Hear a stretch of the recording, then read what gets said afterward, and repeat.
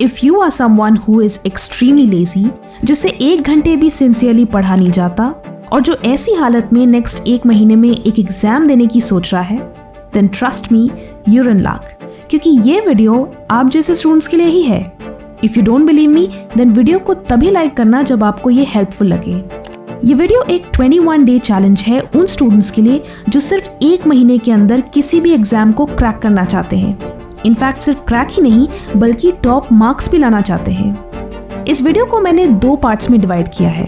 पहले पार्ट में हम एक प्लान बनाएंगे कि कैसे नेक्स्ट 21 डेज के लिए आपको डिसिप्लिन तरीके से अपनी प्रिपरेशन कंडक्ट करनी है, कैसे टाइम मैनेज करना है और कैसे स्मार्टली सारा पोर्शन कवर करना है। एंड दूसरे पार्ट में हम ये जानेंगे कि कैसे आपको चीज़ें याद करनी है जिससे 1 महीने में याद की हुई सारी चीज़ें आपको एग्जाम की डेट तक याद रहे। So let's begin. Number 1. Wake up early. Just kidding. Wake up any time before 12 PM. Seriously, there is no hard and fast rule कि आपको सुबह 5 बजे ही उठना है। But हाँ, it will be nice अगर आप रोज एक फिक्स टाइम पर पढ़ने बैठे। Start your studies at a fixed time every single day. ये आपकी बुरी आदतें जैसे procrastination, laziness and distractions को बीट करने का सबसे बेस्ट तरीका है।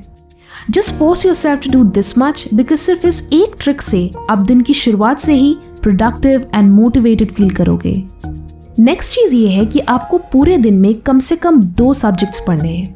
जी हाँ, आपको पूरे दिन सिर्फ एक ही सब्जेक्ट को नहीं पढ़ना, आपको मिनिमम 2 सब्जेक्ट्स पढ़ने हैं, 1 theory and 1 numerical subject. Theory subject सुबह के लिए होगा और न्यूमेरिकल्स शाम के लिए। थ्योरी को सुबह इसलिए रखा गया है क्योंकि जब आप सोकर उठते हो तो आपका दिमाग नेक्स्ट 3 से 4 घंटे तक पीक स्टेट में होता है। इस टाइम पर आपकी अलर्टनेस, कंसंट्रेशन सब हाई होती है।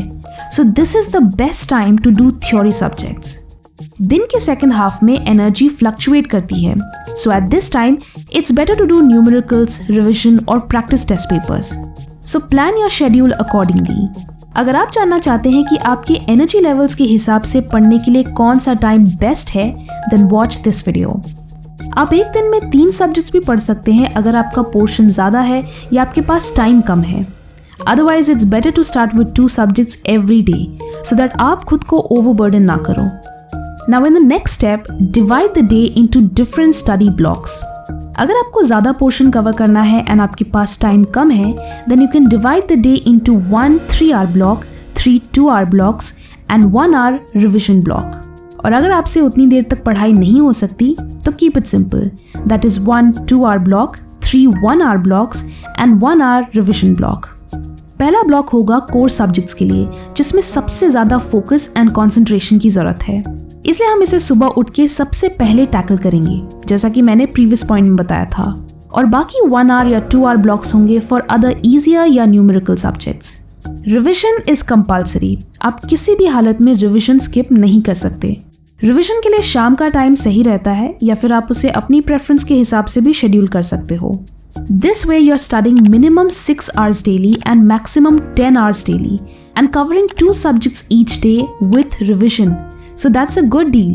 जो स्टूडेंट्स ज़्यादा देर तक एफिशिएंटली नहीं पढ़ सकते, अगर वो दिन में 6 घंटे भी पूरे डेडिकेशन के साथ पढ़े तो वो अच्छा खासा पोर्शन कवर कर सकते हैं। वैसे कमेंट्स में ज़रूर बताएं कि आप एक सिटिंग में मैक्सिमम कितनी देर तक पढ़ सकते हो। Next, try to finish 2 subjects every week.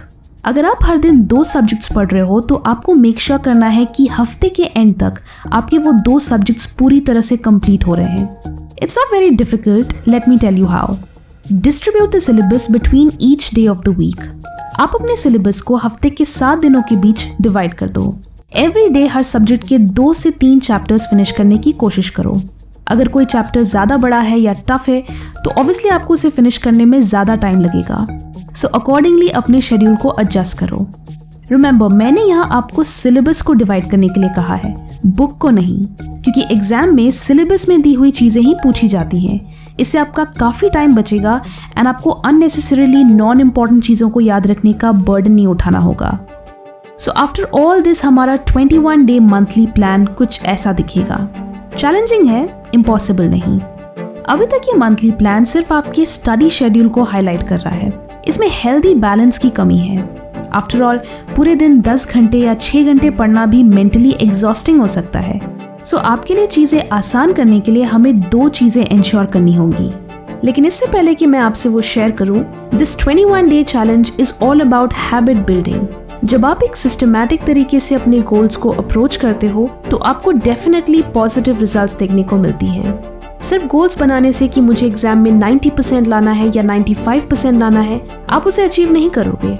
आपको strong systems and habits build करनी होंगी जो आपको उस गोल को अचीव करने में हेल्प करेंगी। इसे और डिटेल में समझने के लिए मैं आपको एटॉमिक हैबिट्स बुक रेकमेंड करना चाहूँगी। आप इस बुक को जितनी अर्ली एज में पढ़ोगे, आप उतनी जल्दी अपनी लाइफ में पॉजिटिव चेंजेस ला पाओगे। कुकू एफएम पर एटॉमिक हैबिट्स बुक की समरी अवेलेबल है। अगर आपके पास इसे पढ़ने का टाइम ना हो तो सुनने का टाइम तो ज़रूर होगा। कुकू एफएम पे आपको और भी बहुत सारी बुक समरीज एंड बायोग्राफीज मिल जाएंगी। ये एक बहुत ही बढ़िया ऑडियो लर्निंग प्लेटफॉर्म है। कुकू एफएम पर एक स्पेशल ऑफर चल रहा है। Use coupon code SUNO50 and get 50% off. यानी सिर्फ ₹199 में आप पूरे साल ऑडियो बुक्स का मजा ले सकते हैं। ये कोड 31 मई तक वैलिड है। इसके अलावा आप फंडाट्यूब एक्सक्लूसिव कोड FT50 भी यूज कर सकते हैं, जो कि फर्स्ट 250 यूजर्स के लिए वैलिड है। Link is in the description. Coming back to the video. Number 1. Take a short nap in between. Continuously पढ़ना is boring and at the same time a little bit stupid. जब आप phone में games खेलते हो या कोई heavy app use करते हो तो बैटरी जल्दी ड्रेन होती है। इन द सेम वे लगातार पढ़ने से भी आपका ब्रेन जल्दी टायर्ड हो जाता है। अगर आप कम बैटरी में फोन यूज करना कंटिन्यू करोगे तो फोन हैंग होने लगता है। इन द सेम वे अगर आप एक ऑलरेडी टायर्ड ब्रेन के साथ पढ़ना कंटिन्यू करोगे तो वो भी हैंग करेगा एंड आपके दिमाग में भी कुछ नहीं जाएगा। इसलिए पावर नैप्स आपके ब्रेन के लिए फास्ट चार्जिंग का काम करती हैं। दिन के बीच में कभी भी 30 मिनट्स के लिए सो जाओ एंड फिर देखना आप कैसे फ्लैश स्पीड से चीजें याद करोगे। And finally, save some time for fun. For this point मैं आपको टीना डाबी, जो कि यूपीएससी सिविल सर्विसेज 2015 की टॉपर रह चुकी हैं, उनका स्टडी टाइम टेबल दिखाना चाहूंगी।